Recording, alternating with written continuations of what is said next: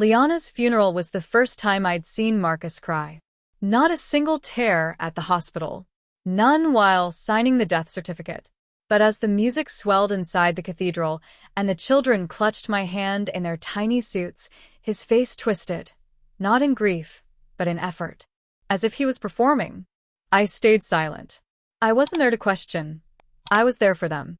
2 kids under 10, motherless overnight. I moved into the guest house the next day. She left them to me in her will, no hesitation. But she'd left me something else, too. A puzzle.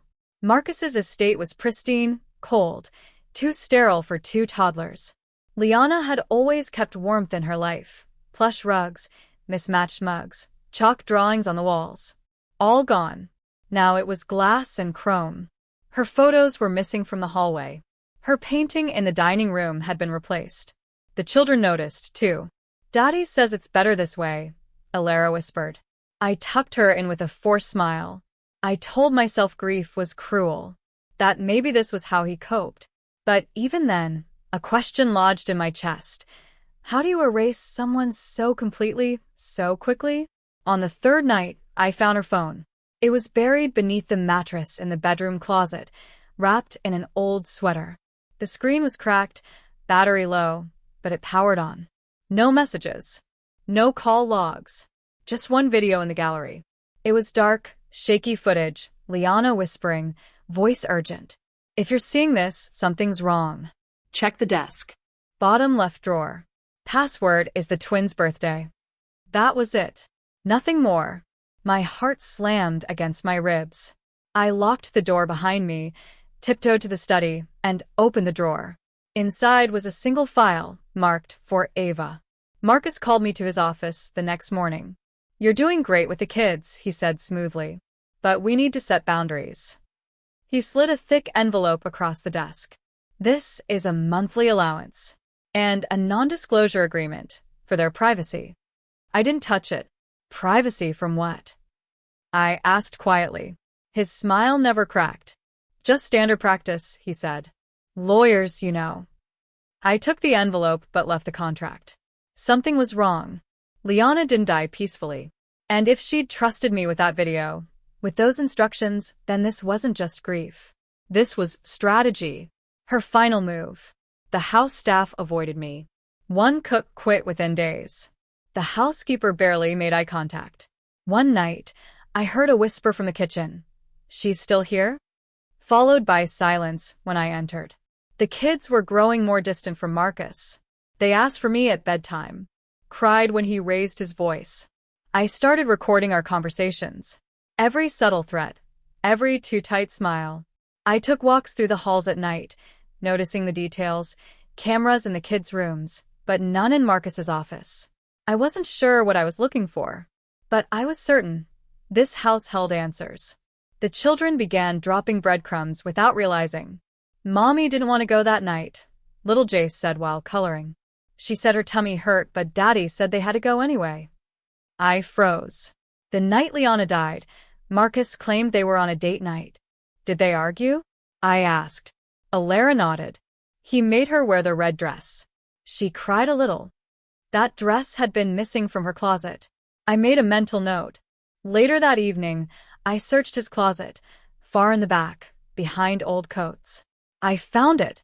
Torn at the strap. Stained. Not with wine.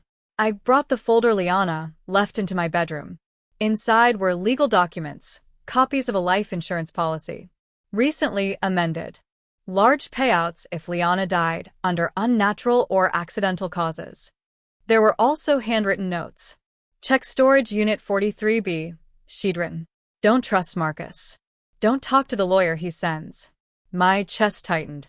She knew. She must have felt the walls closing in. And she'd chosen me. Not to avenge her, but to finish something she couldn't. I looked down at the insurance papers again. Signed 2 weeks before she died. Marcus's signature was there too. Everything felt deliberate. Marcus became more distant. He started leaving for business trips, without explanation. Sometimes gone for days. The kids asked where he went. I didn't answer. But I started tailing his calendar. Watching when he'd take calls. I noted every time a mysterious woman came by after sunset. He wasn't grieving. He was replacing.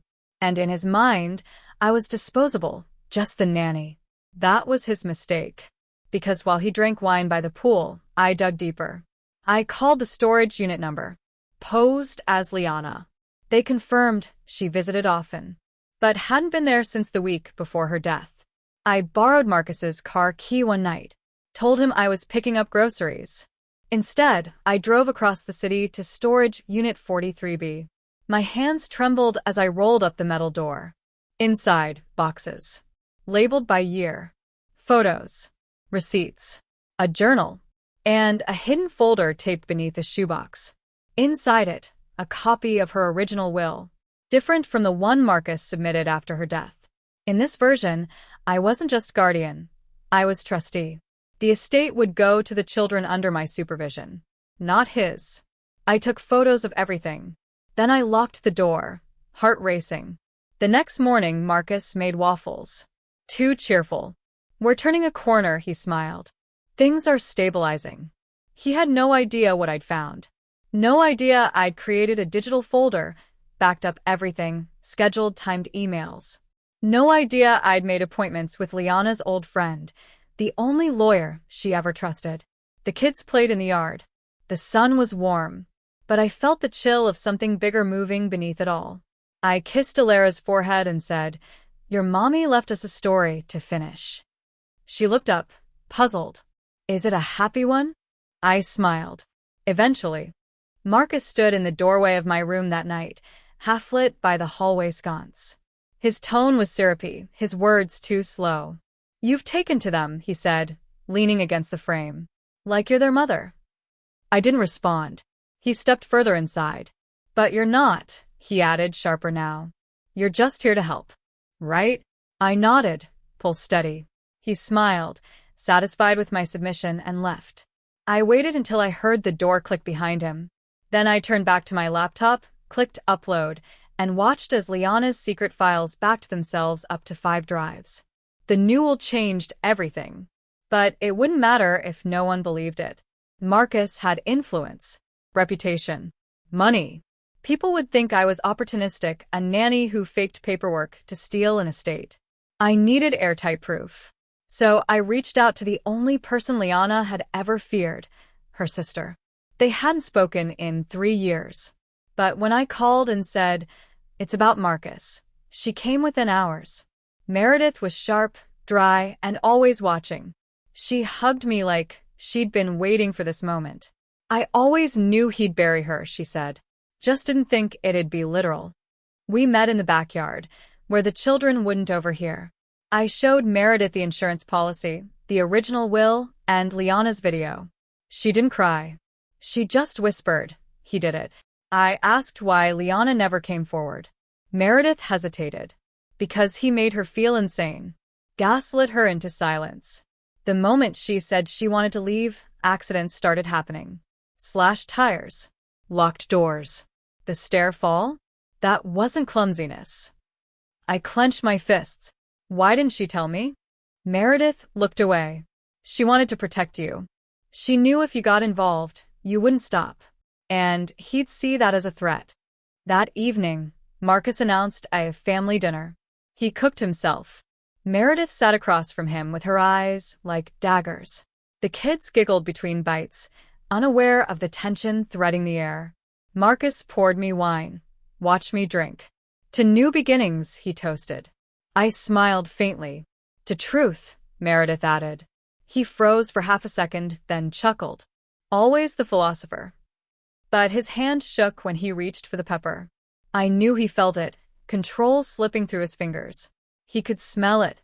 Something was changing, but he didn't know how far gone it already was. After dinner, I excused myself early. I searched the kitchen for the wine bottle. Found it in the trash, half full. I took it straight to a lab the next day, told them I needed a rush test for tampering. Marcus thought he could poison me slowly, confuse me, make me spiral like Liana had. But I'd learned from her silence. I was documenting everything. When the test came back, positive for a mild sedative, I felt no shock. Only fire. I didn't confront him. I let him think I was slipping. Let him feel bold enough to try something worse.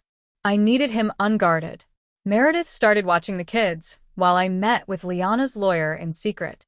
His name was Elijah, a quiet man who wore guilt like a second skin. Liana tried to change everything last year, he confessed. Marcus threatened me. Not directly, but he let me know what would happen to my family if I helped. I slid the real will across the table. You're going to help now. He stared at it, then at me. You're braver than she ever was. I leaned forward. I'm angrier than she ever was.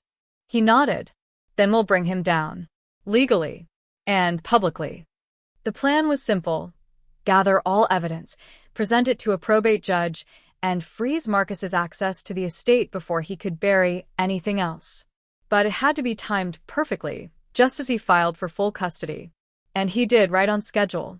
You're not their mother, he spat in the lawyer's office. You're a glorified babysitter. The judge raised an eyebrow. And yet she was granted guardianship over you? Marcus looked stunned. That's impossible. I slid the original will across the table. His hands trembled. This is fake. Elijah smirked. Not according to your wife's thumbprint scan. He stormed out before the hearing ended. The judge issued a freeze. The kids would stay with me, under state protection, until the full matter was investigated. Marcus's assets were paused. His movements now monitored. But this wasn't over. I knew Marcus. He wouldn't accept a courtroom loss. He would fight dirty. So, I made arrangements. Security cameras. Panic buttons. Meredith moved in. Every night we rehearsed drills. The kids thought it was a game. Hide and freeze, they called it. But one night, the drill became real. The back door was open. The power flickered. Meredith shouted from upstairs. I ran up with the taser in one hand, phone in the other. Where are the kids? I yelled. She pointed toward the closet. I flung it open. Empty. My heart stopped until I heard giggles. They had crawled under the bed, hiding together, unaware of the danger. But downstairs, the air shifted. A cold breeze. A creak. I ran back down. The side window was open. A boot print on the rug. But he was gone. A warning. A message. Or maybe the countdown. He wasn't finished.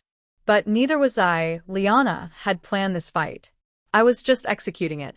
I took the kids to a hotel that night. Meredith followed in a second car. Elijah stayed on call. I wasn't scared anymore. I was done playing defense. Marcus wanted a war? He'd get one. The media would get the file drop at 8 a.m. The photos. The test results. The video Liana made. Her voice would be everywhere. Every lawyer. Every judge. Every news outlet. He couldn't outrun a ghost. Especially not one who made a backup of every move before she died. I whispered to the wind outside the hotel. I hope you're watching, Liana. I'm almost done. The video went live at dawn. Just Liana's face, pale but composed, speaking into her phone from the garden bench. If you're watching this, I'm probably gone. And if Marcus is still smiling, he did it. Her voice cracked halfway through. But she finished it. All of it. The emotional abuse. The threats. The fall down the stairs. My phone exploded. Messages. Calls. Blogs reposted the clip. News anchors ran with it. Marcus's pristine reputation shattered like glass. But I wasn't celebrating. I knew him. The silence meant he was cornered. And a cornered snake always bites. By noon, Marcus had vanished. His penthouse? Empty. His assistant? Quit. His lawyers? Claimed scheduling conflicts. Meredith and I reviewed the security footage. No signs of forced entry that night. Just Marcus's boot print in the rug, deliberate. He wanted us to know he'd been there, she muttered. We informed police. But without a warrant or physical harm, they wouldn't act. So I turned to Plan B, expose him financially. Elijah helped draft a formal fraud complaint to Liana's insurance. If Marcus tried accessing her payout, they'd flag and freeze. He had nowhere to go, no money to spend, and no one left to trust. Then came the knock. 3 soft taps. I looked through the peephole. No one. A second later, my phone buzzed. Unknown number. One sentence. You're not safe with them. I didn't respond. I screenshot it and sent it to Meredith. But that night, the hotel lights flickered again. At 3:12 a.m., the fire alarm blasted. Guests poured out, confused and cold. No fire, just smoke in the stairwell. And tucked into our windshield wiper, a note in Liana's handwriting. He's always 3 moves ahead. Except I knew something he didn't. Liana wrote that line in a book. One no one else read but me. It was the clue I needed. That night, I unlocked Liana's Kindle and found the book, The Art of Subtle Escape. In the margins, she'd scribbled names. Password hints. File paths. One note stood out. Plan Echo equals final failsafe. Trust only her. Only who? I clicked through folder after folder until I hit a file titled for her. A video opened. Liana again, this time in her study.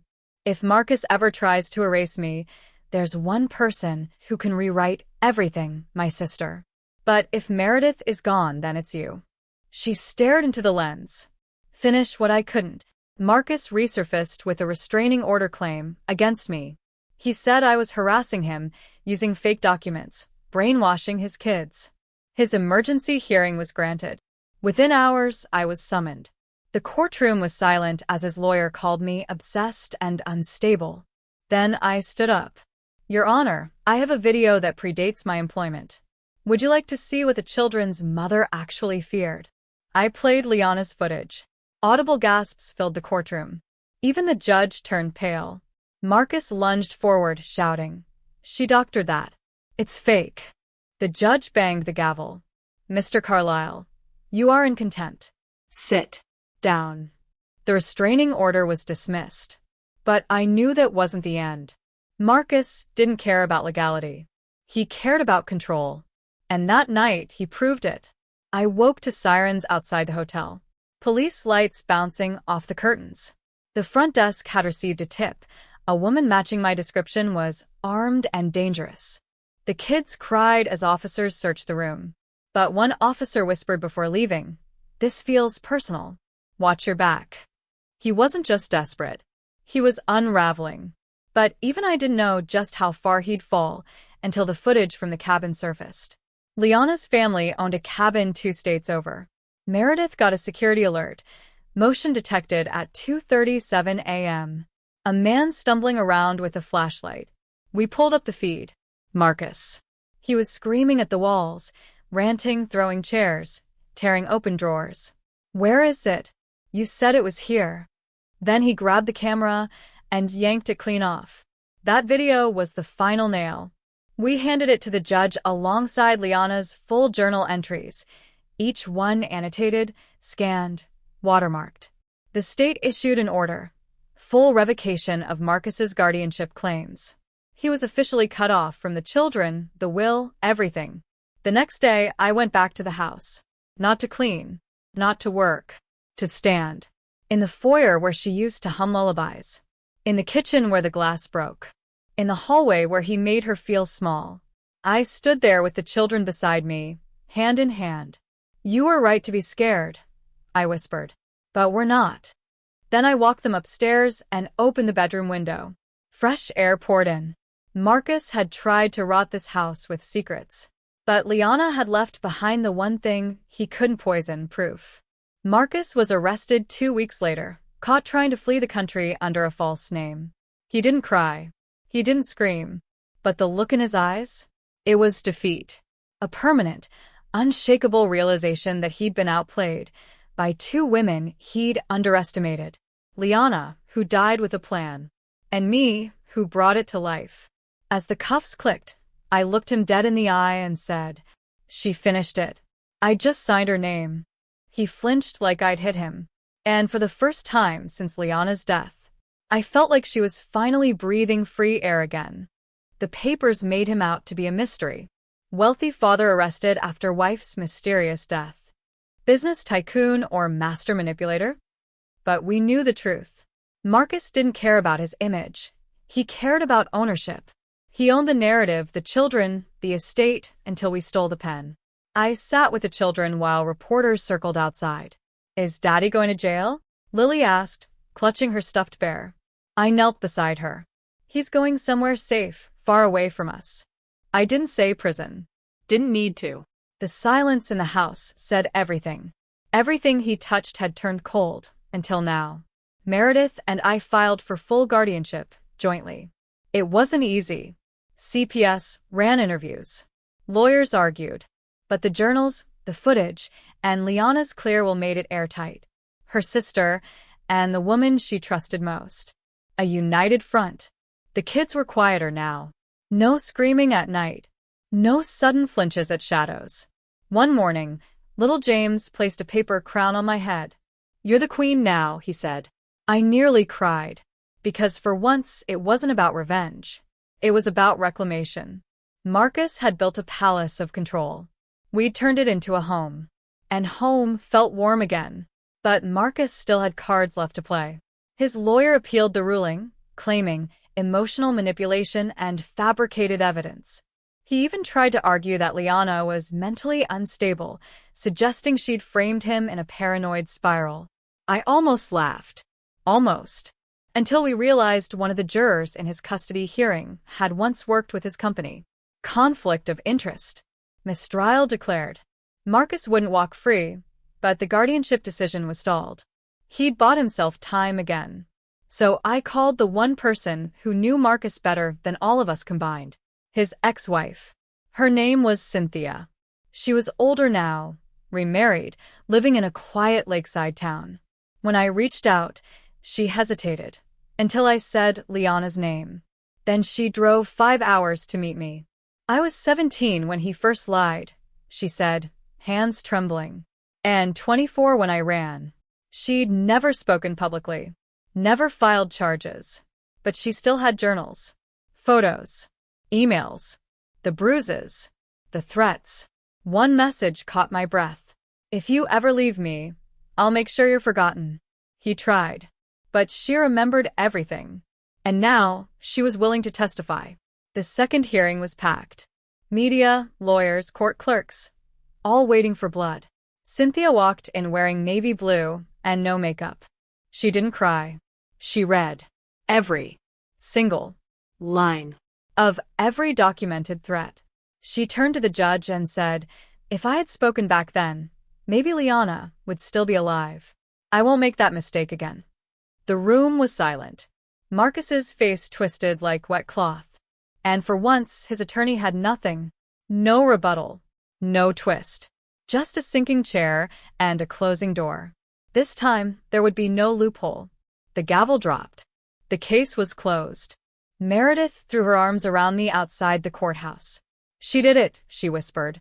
No, I said, we did.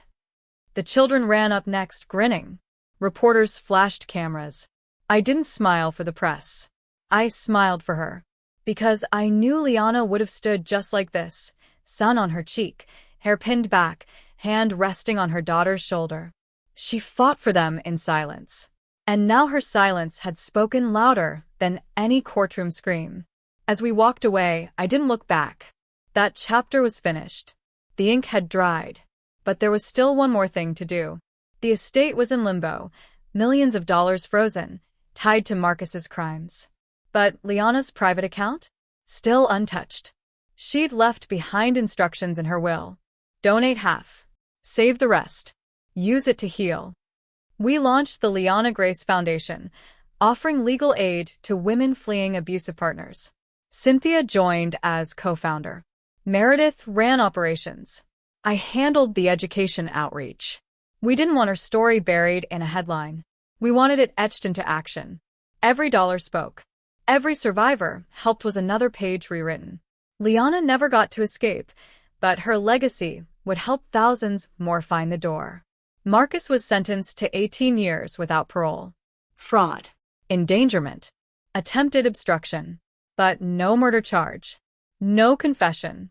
No justice for what happened on that staircase. Still, I learned something. Justice doesn't always arrive in courtrooms. Sometimes it comes in whispers. in a child who sleeps through the night, in a sister who laughs without guilt, in a letter found in a jewelry box that simply read, "If you're reading this, it means you stayed. Thank you for being my voice when I couldn't speak."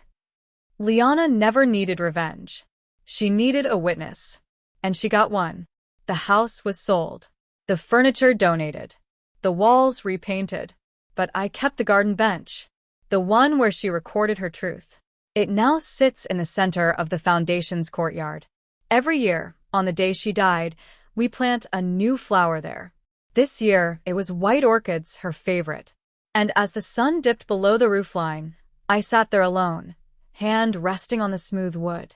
I closed my eyes, and I swear I heard her voice. Soft. Gentle. Whole. "You brought me home." I opened my eyes, and the world felt warm again. Some men fear death. Marcus feared insignificance. Prison didn't break him. Being forgotten did. He kept requesting interviews, statements, visitors all denied. His letters never reached the children. I made sure of that. But we didn't need to silence him. The world moved on without him. His name stopped trending. His company was dissolved. And every time the foundation published another success story with Liana's name in bold letters, he saw it. From a metal bench behind bulletproof glass. I didn't have to scream. I just had to succeed. Let him watch. Let him sit in silence while everything he built unraveled. He used to brag that his legacy would be his empire. But his real legacy became the proof that he could be defeated. A face stamped in court records. A cautionary tale in law school lectures.